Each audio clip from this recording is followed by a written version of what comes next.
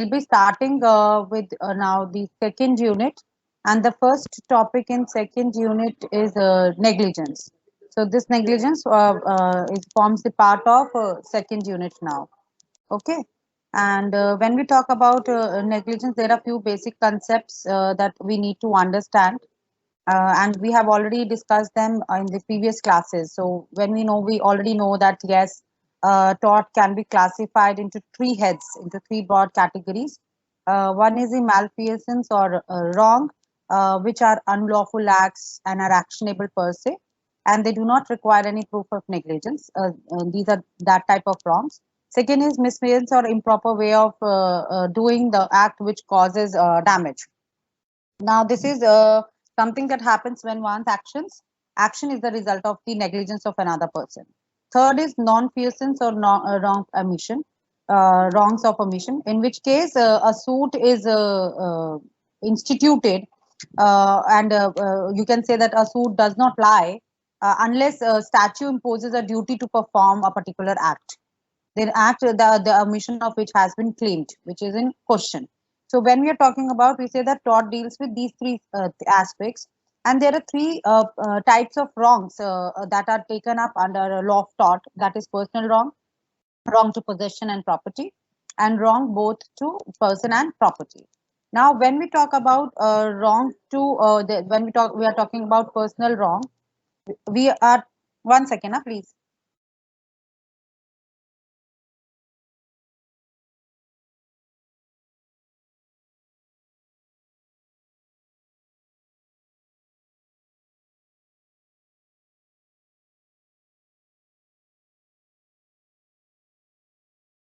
So we were talking about the three types of wrongs that are taken up under law of tort, and these three types of wrongs. The first one is the personal wrong, right?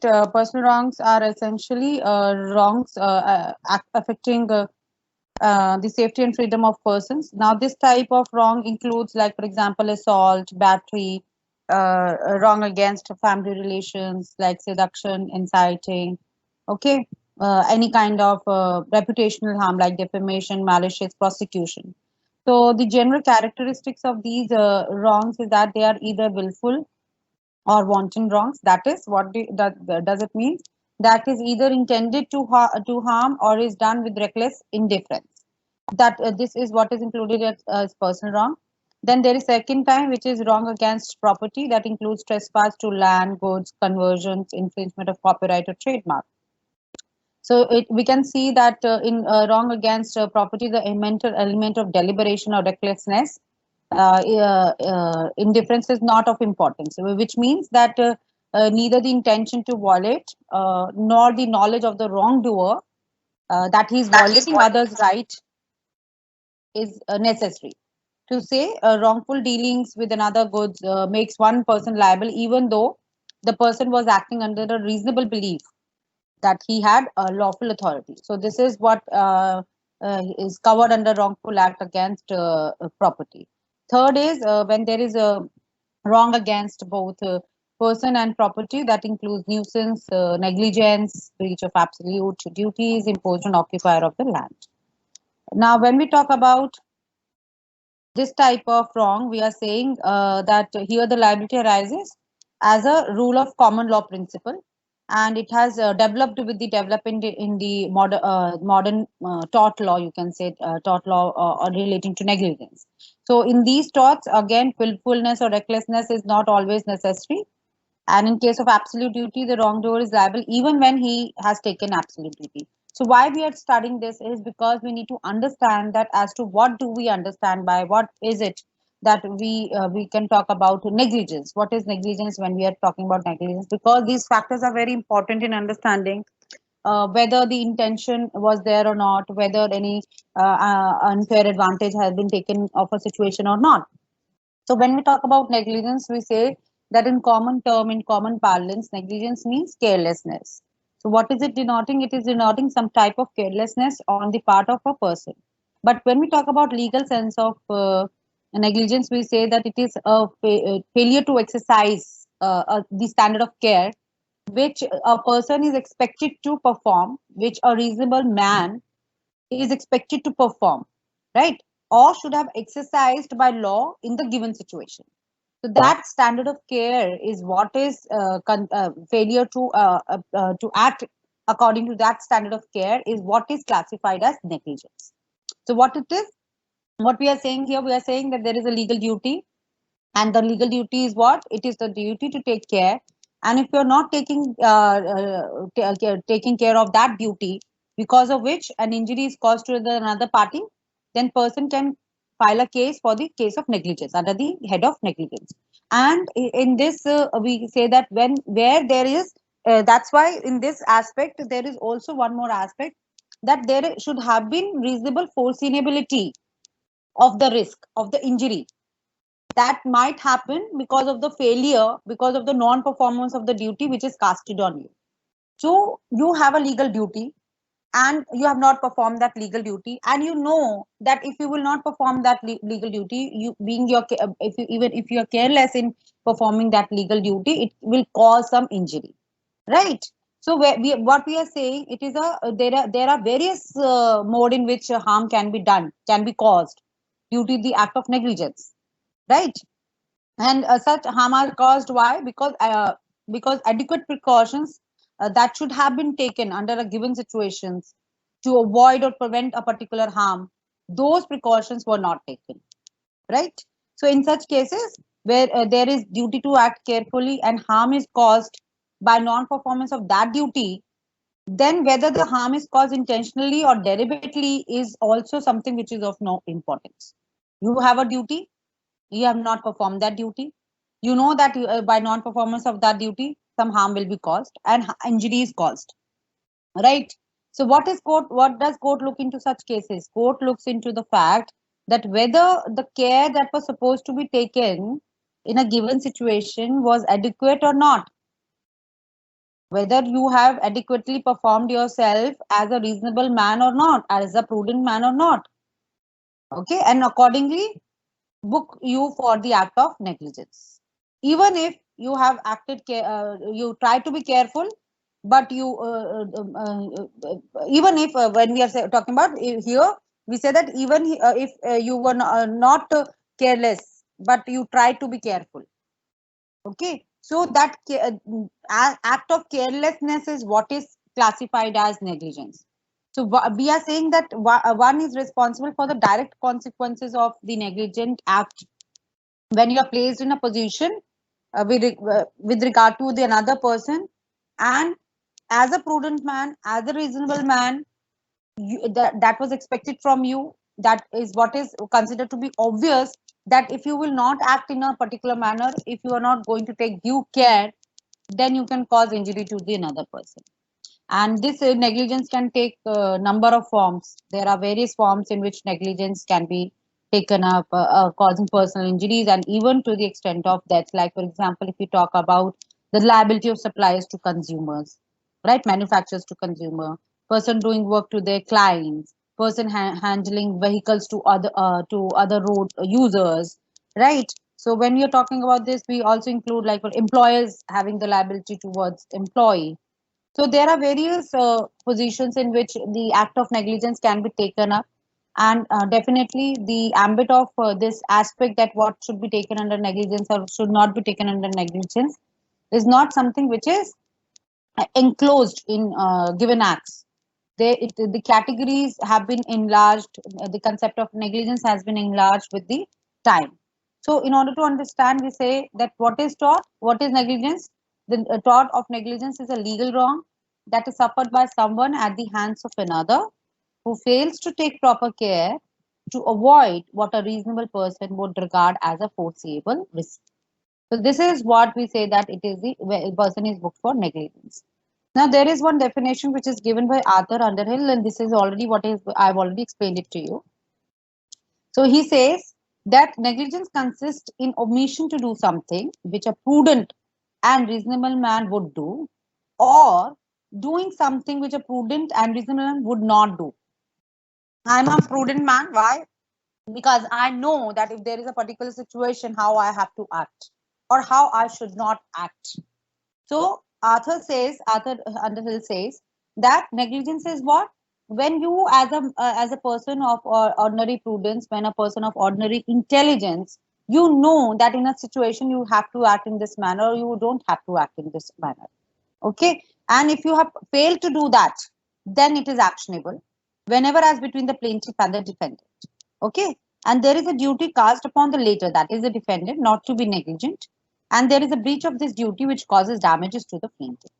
So this is the situation which is taken into consideration by the court, and this is why many authors have discussed the concept of negligence, and they have tried to understand in two sense, you can say, right? One is where the negligence as a state of mind, and second is where the negligence is a type of conduct. Now negligence as a state of mind, like for example, where it is says that negligence is a mode of committing certain torts. Example, negligently or carelessly committing trespass, nuisance, or defamation.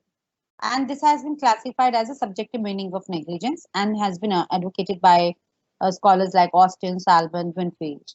Second is negligence as type of conduct, where it is a more of a like a modern tort of negligence, you can say, where it says negligence is a conduct, not a state of mind, conduct which involves a risk of causing damage.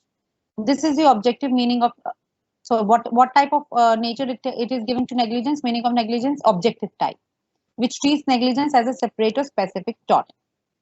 So we are saying that what it is, the subjective sense in which the negligence is absence of intention, where the intention is taken not taken into consideration. It is the objective sense where it is an act which is done in contravention of the duty to take care that you have towards the another person. So subjective form and objective form, these two sense are taken together. Both these aspects coincide, they overlap with each other. It's not that they are different or giving indication to different types of negligence. It's just that one need to understand that how the concept of negligence is taken. It has been given a wider meaning now, right? So it is not only a state of mind, but also the conduct that will be there. Okay, where there is no absence of intention is there. So it has enlarged the scope of negligence, the concept of negligence that is there.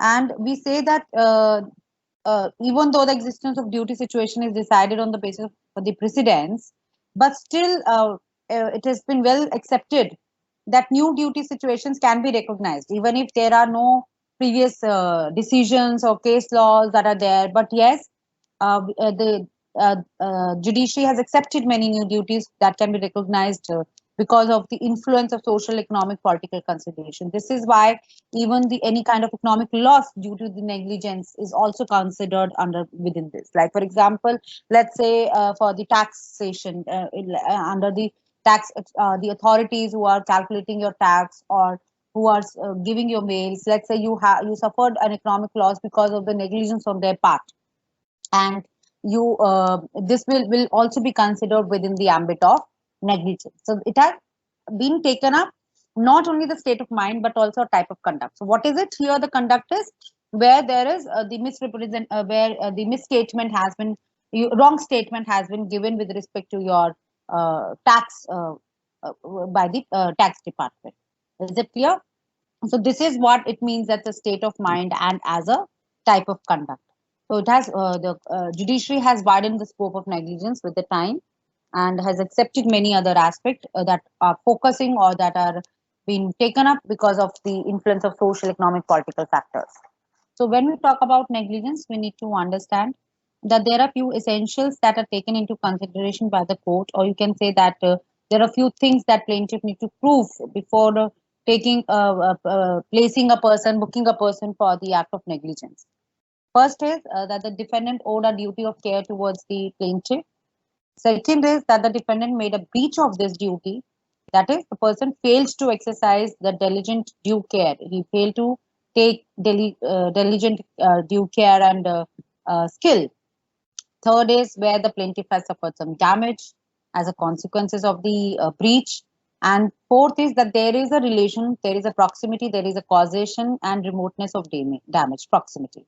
That is the cause, the injury that has been caused, the damages that has been caused, and because of what act there is proximity between them. There is a relationship between them.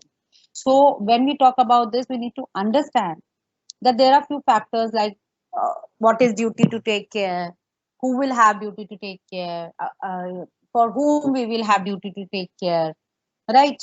What are these factors that will decide that a person has a duty to take care or not? So when we talk about the existence of a duty situation or a duty to take care, right?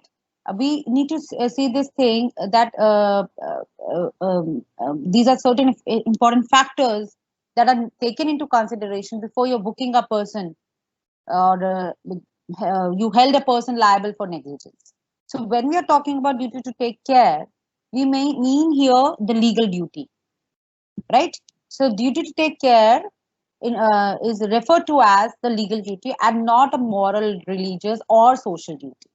You should have a legal duty. It is a legal duty which is imposed on you by law. The plaintiff has to establish that the defendant owed to him some specific legal duty to take care, and of uh, this legal duty, the defendant had made breach of. Okay, so and this is something which is decided on the basis of existing precedent normally covering similar situations. But as I've already stated, it is now well accepted that new duty situations can also be recognized depending upon the situations and circumstances. So when one is talking about duty to take care, what type of duty we are talking here about? Legal duty, which is imposed on a person by law. So, in order to decide whether a person has a legal duty or not, there are few tests that you need to understand that to decide that whether actually the duty is there or not, right? So, how will you decide that the person had legal duty or not? So, in Anne versus Merton, there were two tests that were laid down. First was if there was sufficient relationship of proximity based upon foreseeability. Now, it is talking about that there is the injury that you have suffered and the conduct and your conduct, the manner in which you have conducted yourself. The injury is the result of your conduct.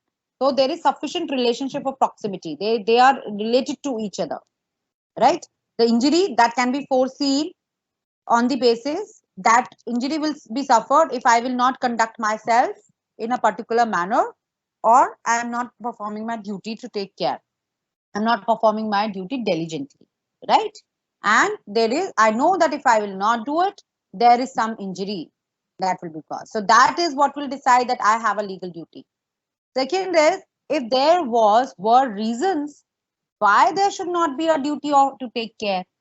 Now you have to prove this, that why I don't have a duty. Like for example, if I give here example for the employee, I'm the employee of MCD, and I'm being given this duty to take care of sewage system, to maintain sewage system, and while maintaining them, I let open the dig, and I have not put any lid over that particular dig that I have created to in order to maintain the sewage system. And as a result, what happened? Injury was suffered. And I know this thing, if I will not cover it, there is some kind of injury that will be is possible to be caused, that will be caused to some other person. So there is no reason to believe that I don't have a duty. I had all the reasons to say this thing, that yes, I had the legal duty. I had the duty to ensure that I am covering it properly, I am maintaining it properly, and it is not causing any injury. In addition to these two tests, there was threefold test that was laid down later on in Capro versus Dickman case. And in this case, the court said that in addition to the foreseeability, proximity, we have to also look into this thing, that whether it must be fair, just and reasonable to impose liability. If you are imposing a liability on me, right, is it fair, just and reasonable? So what they are doing, they are also keeping a scope for the exceptions where you can say that you have to say that when you are imposing you are saying that a person is liable, you have to ensure that liability that you're imposing is just, fair, and reasonable, right? So we have to look into the other factors also while imposing any liability on another person. Now the question comes that how should we decide that there is a duty to care and to whom it will be there? We have decided. How we decide? We decide with the help of proximity, right? We decide with the help of relationship that is there, foreseeability that is there, We see that you don't have any reasons to say that you don't owe a duty, and then if we are imposing liability, it should be just fair and reasonable. But to whom, towards whom do we have this duty? So it is a question which is answered by the court, and it has changed the position. So earlier there was this question. Now we ask this question that whether there need to be a contractual relationship or not between the parties to hold a person liable for the breach of duty or negligence. So earlier the situation was that there will be contractual relationship between the parties involved, such as that of doctor, patient, employer, employee, banker, and customer. Until relatively recently, it was necessary for such a contractual relation to exist in order to claim the negligence to succeed. But now, under the civil law, relating to negligence, it has evolved and grown to the deal with such a situation where that arises between two parties, even when there is no written or implied agreement or contract between them. Like for example, a good example that we can take up is that of the Dono versus Stevenson, right? So this is the case where the court has made it clear that the existence of contractual relationship is not important. And you know the facts of the case, that it was a case where the appellant plaintiff, who was a plaintiff, drank a bottle of ginger beer, and which was bought from a retailer by her friend. And the bottle was dark opaque glass, and it had a decomposed body of snail, right? And it was found out by her when she has already consumed a part of that content that was there in the bottle. So it was held that the manufacturer bottle is responsible for their negligence towards the plaintiff, and it was stated that a manufacturer of the product who sells such forms of a product, then there should be some reasonable duty to ensure that there is some intermediate examination that is done for such products, that can happen while making the manufacturing a particular product. And if they, with this knowledge also, that person has there is absence of reasonable care being taken while preparing or putting the product in bottles, or packaging such product, then such uh, carelessness in performing that reasonable duty, that taking that reasonable care, will amount to negligence if there is some injury which is caused to the consumer, whether it's a loss to property or loss to life. In both the cases, the manufacturer will owe a duty to consumer to take that reasonable care to ensure that the products that they are giving to consumer, that products that are reaching out to consumer, they are of apt quality, right? So this quality aspect is what is also being taken up, and this is, you can say that before the Consumer Protection Act came into existence, there were different laws that were dealing with the liabilities of manufacturers and rights of consumers to be protected, right? But now we see that we have a law altogether to look into this factor, that yes, even a customer who is not into an agreement with the manufacturer, but still the consumers have right to claim that there is a negligence on their part if they suffer some injury because of non-performance of reasonable care or taking a diligent care skill towards the consumers. Okay, and this is a case where the rule that was laid down that you must not injure your neighbor, right? So what happened? The claimant successfully argued that she was entitled to a duty of care even though the deficient goods were bought not by herself but by a friend. So that no contract exists between the parties, between that the manufacturer and the person suffering the damage, but still there is a liability that exists, right? And there is another case which is where the Lord Esher has given the observation that the case established under certain circumstances, one man may owe a duty to another even though there is no contract. If one man is near to another or is near to the property of another, a duty lies upon him not to do that which may cause a personal injury to that other or may injure his property. You will not act yourself in that manner that can hurt another person. So what is the rule? You must not injure your neighbor. Duty of care to our neighbor. Neighbor means the next person whom we can harm because of our own conduct. Is it clear? So duty of care, we say that it is the first element that should be there. There is a legal duty to take care. So this legal duty comes out of even the position that it is not essential that there should be a contract, right, between the parties. Now we say that the third element is that third thing is that there is first we understood that yes, what type of duty is it? It is a legal duty. Second, we understood yes, it's a legal duty. Then towards whom do we have this legal duty, right? Third is that we had the legal duty towards another person, we had our legal duty towards our neighbor, and we have done what? We have breached that legal duty. So what it is? So court said the court will consider the standard of care that a reasonable person would have taken. So what actually a person, a prudent man, a man of ordinary intelligence will take what standards will you take in a given situation is what will decide whether there is a breach or not.